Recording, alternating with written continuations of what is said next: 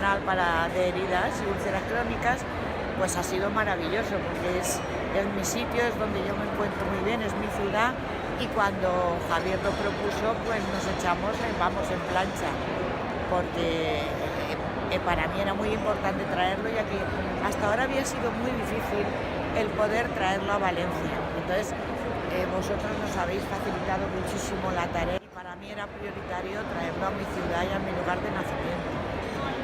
Entonces, gracias a Javier y a la voluntad y a la dirección de todo el grupo, pues lo hemos conseguido y aquí estamos. Ha sido fantástico, sigue siendo fantástico, y espero que algún día se pueda volver a repetir otra.